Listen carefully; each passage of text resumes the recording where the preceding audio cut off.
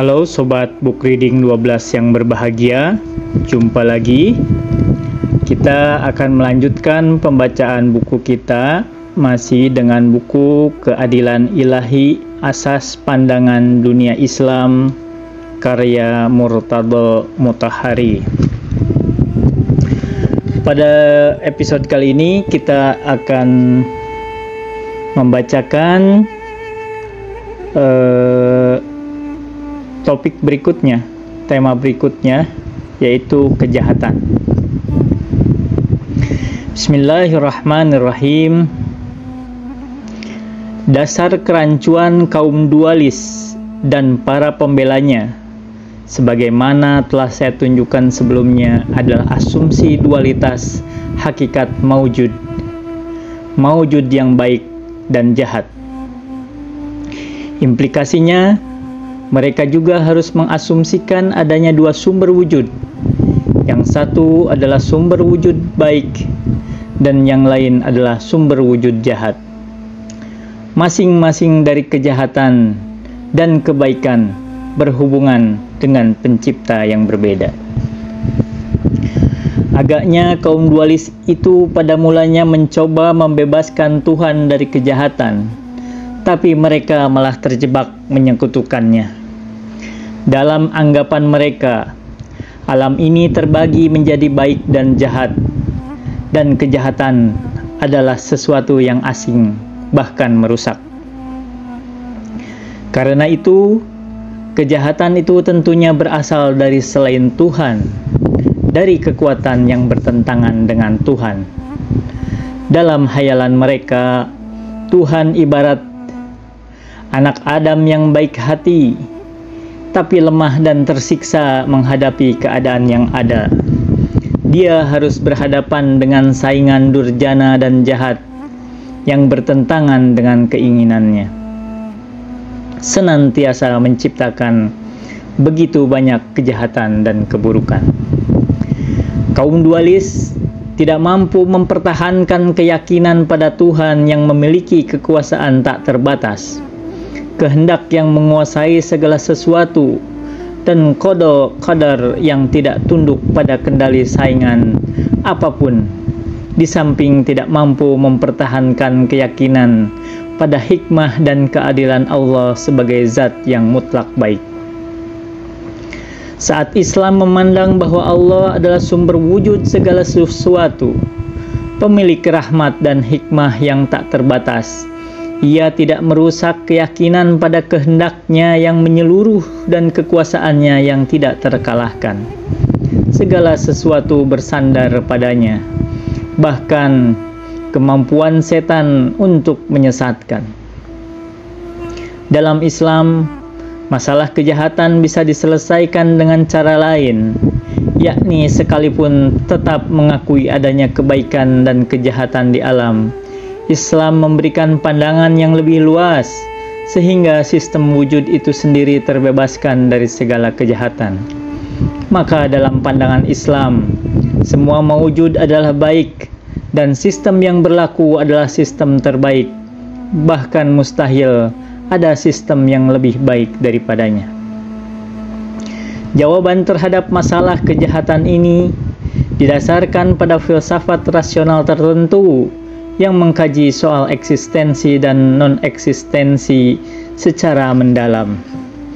Filsafat ini menyanggah kaum dualis dengan mengatakan bahwa kejahatan bukanlah mewujud faktual dan eksternal, sehingga memerlukan pencipta dan sumber tersendiri. Poin ini bisa kita bentangkan dalam dua sisi.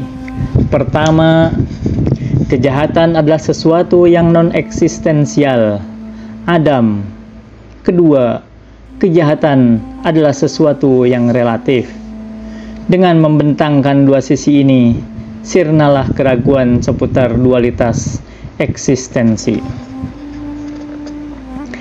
Analisis sederhana sudah cukup untuk menegaskan bahwa esensi kejahatan adalah murni non-eksistensial, yakni semua kejahatan itu sama sekali tiada dan non-eksistensial.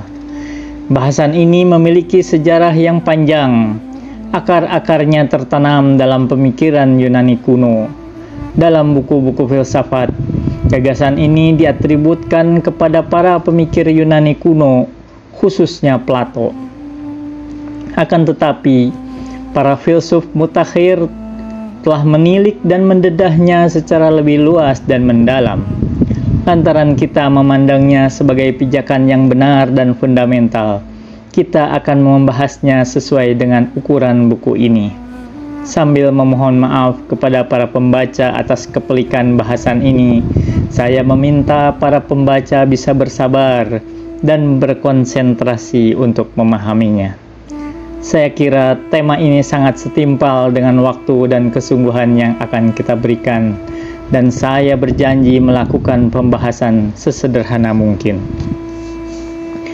Maksud para filsuf yang berpendapat bahwa kejahatan itu non-eksistensial bukanlah untuk mengatakan bahwa hal yang dikenal di tengah-tengah masyarakat manusia sebagai kejahatan itu tidak berwujud, sehingga pendapat mereka itu menjadi sedemikian jelas bertentangan dengan kenyataan. Kita benar-benar menyaksikan dengan panca indera kita adanya kebutaan, ketulian, penyakit, penganiayaan, penyiksaan, kebodohan, kelemahan, kematian, gempa bumi, dan lain-lainnya. Tidak seorang pun bisa menolak adanya semua itu, dan tidak pula ada orang yang mengingkarinya sebagai sesuatu yang jahat dan buruk. Para filsuf juga tidak bermaksud mengatakan bahwa karena kejahatan itu non-eksistensial, semua itu tidak eksis. Karena kejahatan itu non-eksistensial, manusia tidak harus menentang kejahatan dan melakukan kebaikan. Dan karena semua keadaan ini benar-benar baik tanpa kejelekan sama sekali, situasi yang ada ini mesti diterima, bahkan merupakan situasi yang paling baik. Jangan tergesa-gesa memutuskan demikian. Kita tidak bermaksud menolak adanya kebutaan, ketulian, kezaliman, kefakiran, penyakit, dan sebagainya. Kita juga tidak bermaksud menolaknya sebagai sesuatu yang jahat, selain juga tidak bermaksud menafikan tanggung jawab manusia pada segala situasi. Kita juga tidak bermaksud mendegradasikan peranan manusia dalam mengubah alam dan menyempurnakan masyarakat. Transformasi alam, khususnya manusia dan misinya dalam pengaturan yang dibebankan kepadanya, merupakan bagian dari sistem alam yang indah. Jadi, hal-hal di atas bukanlah sesuatu yang kita bicarakan. Pembicaraan kita berkaitan dengan fakta bahwa semua itu adalah sejenis benda-benda non-eksistensial dan benda-benda yang tidak sempurna, dan eksistensinya adalah sejenis eksistensi kekurangan-kekurangan dan kekosongan-kekosongan. Dari sisi inilah, semua itu disebut jahat dan jelek. Kalau tidak dalam dirinya sendiri, semua itu adalah non-eksistensi, kekurangan dan kekosongan, pastilah ia merupakan sumber non-eksistensi, kekurangan dan kekosongan. Peranan manusia dalam sistem alam yang niscaya menyempurna ini adalah menambal kekurangan dan mengisi kekosongan serta melenyapkan sumbernya dari lembaran eksistensi. Apabila pembaca bisa menerima analisis di atas, berarti tahap pertama pembahasan ini telah kita lalui. Hasilnya, analisis ini bisa mengusir beberapa pertanyaan berikut dari pikiran kita. Siapa yang menciptakan kejahatan? Mengapa sebagian mawujud baik dan sebagian lain jahat? Paparan saya mengisbatkan bahwa kejahatan itu bukanlah salah satu dari modus atau tingkatan eksistensi, melainkan kehampaan dan non-eksistensi. Paparan di atas juga menggugurkan landasan tempat kaum dualis berpijak yang menyatakan bahwa eksistensi memiliki dua sumber dan akar. Adapun dari perspektif keadilan dan kebijaksanaan ilahi, kita telah menuntaskan satu tahap dan tinggal melanjutkan ke tahap-tahap berikutnya. Semua kebaikan dan kejahatan di alam ini bukanlah dua tipe yang bisa dibedakan dan dipisahkan satu dengan lainnya, sebagaimana perbedaan benda-benda mati dan tumbuh-tumbuhan, atau tumbuh-tumbuhan dan binatang yang masing-masing memiliki kelompok khas. Keliru bila kita mengira bahwa kejahatan adalah kelompok spesifik yang esensinya bersifat jahat murni tanpa ada kebaikan sedikit pun di dalamnya, serta kebaikan memiliki kelompok spesifik yang berbeda dan esensinya adalah baik murni tanpa kejahatan sedikit pun di dalamnya. Yang benar adalah bahwa kebaikan dan kejahatan merupakan dua hal yang menyatu tanpa bisa dipisah-pisahkan. Ketika di suatu bagian alam ada kejahatan, di situ pasti ada kebaikan, dan di mana saja ada kebaikan, di situ pasti ada kejahatan. Kebaikan dan kejahatan begitu berpadu dan bersenyawa di alam ini, bukan seperti persenyawaan kimiawi, melainkan persenyawaan yang lebih mendalam dan lebih halus. Itulah corak khas persenyawaan antara eksistensi dan non-eksistensi. Eksistensi dan non-eksistensi tidak membentuk dua kelompok yang terpisah di alam eksternal. Non-eksistensi ialah ketiadaan dan kehampaan yang tidak mungkin mengisi tempat tertentu di samping eksistensi. Di alam fisik, yang merupakan alam potensial dan aktualitas, gerakan dan evolusi, oposisi dan konflik, di mana saja bentuk-bentuk maujud mungkin berlaku, disitulah pula bentuk-bentuk non-maujud mungkin berlaku. Manakala kita berbicara ihwal kebutaan, kita tidak semestinya mengira bahwa kebutaan itu adalah objek tertentu dan benda nyata yang mewujud di mata seorang tunanetra. Sebaliknya, kebutaan adalah non-eksistensi, kehilangan, kehampaan dan kekurangan penglihatan yang pada dirinya sendiri tidak memiliki realitas terpisah dan mandiri. Hukum kebaikan dan kejahatan juga seperti hukum eksistensi dan non-eksistensi. Bahkan, kebaikan itu identik dengan eksistensi dan kejahatan identik dengan non-eksistensi. Setiap kali kita membahas kejahatan dan keburukan, berarti kita membahas non-eksistensi dan kekurangan pada sesuatu. Sebab, kalau bukan merupakan non-eksistensi itu sendiri, kejahatan dan keburukan itu pastilah merupakan eksistensi yang melibatkan sejenis non-eksistensi.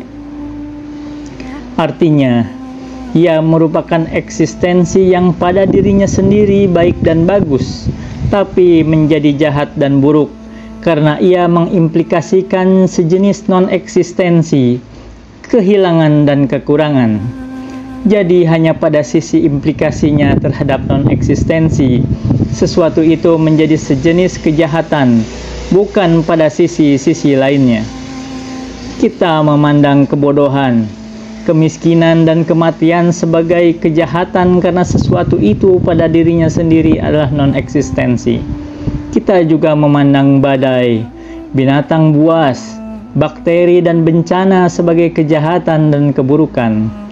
Tapi semua itu bukan hal-hal non-eksistensial, melainkan hal-hal yang mengimplikasikan non-eksistensi. Kebodohan artinya kekurangan dan non-eksistensi ilmu. Ilmu adalah realitas dan kesempurnaan aktual, sedangkan kebodohan bukanlah realitas. Saat kita mengatakan bahwa orang bodoh itu tidak berilmu, perkataan itu tidak berarti bahwa si bodoh itu memiliki kualitas tertentu yang disebut dengan tidak memiliki ilmu, sehingga orang-orang berilmu bisa kita sebut tidak memiliki kualitas kebodohan. Sebelum mempelajari ilmu, orang-orang berilmu juga adalah orang-orang yang bodoh. Setelah belajar dan menggali, mereka tidak kehilangan kualitas kebodohan, melainkan justru memperoleh sesuatu yang disebut dengan ilmu. Bila kebodohan itu merupakan fakta objektif, niscaya perolehan ilmu akan disertai dengan hilangnya sesuatu, kebodohan, dan keadaannya bakal menjadi seperti bergantinya satu kualitas objektif dengan kualitas objektif lain. Sama dengan tubuh yang kehilangan satu kualitas dan bentuk tertentu untuk mendapatkan kualitas dan bentuk lain. Demikian pula, kemiskinan adalah non-eksistensi kepemilikan dan bukan kepemilikan atas fakta yang disebut kemiskinan. Dengan demikian, orang miskin tidak memiliki harta bukan orang yang memiliki kualitas yang disebut dengan kemiskinan. Tidak pula bisa dikatakan bahwa karena orang kaya adalah orang memiliki kekayaan, maka orang miskin adalah orang yang memiliki kemiskinan. Begitu juga halnya dengan kematian. Ia adalah ungkapan untuk hilangnya sesuatu, bukan diperolehnya sesuatu. Jadi bila tubuh yang hidup kehilangan nyawanya dan menjadi benda mati, tubuh itu menjadi susut dan bukan tumbuh.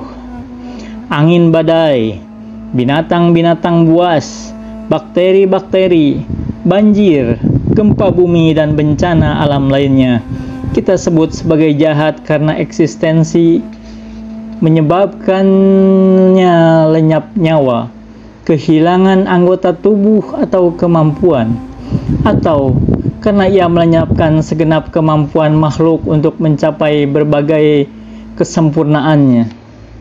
Sekiranya angin badai tidak menyebabkan kematian atau sakit, niscaya ia tidak akan disebut kejahatan.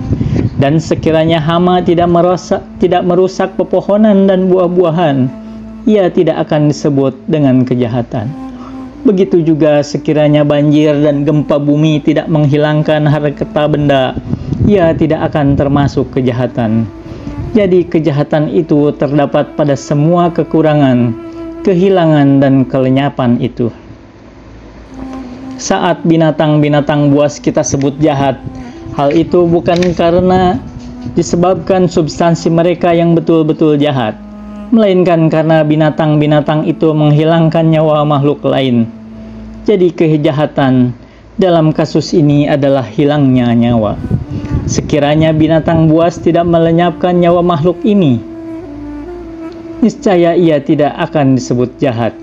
Jika binatang buas tertentu menyebabkan kematian makhluk lain, binatang itu dalam hubungannya dengan makhluk lain yang telah kehilangan nyawa tersebut menjadi sesuatu yang jahat. Dalam kerangka hubungan kausa efek, pada galibnya semua kehilangan dan kekurangan aktual seperti kemiskinan dan kebodohan adalah kausa bagi timbulnya perkara-perkara tipe kedua seperti bakteri, banjir, gempa bumi dan peperangan.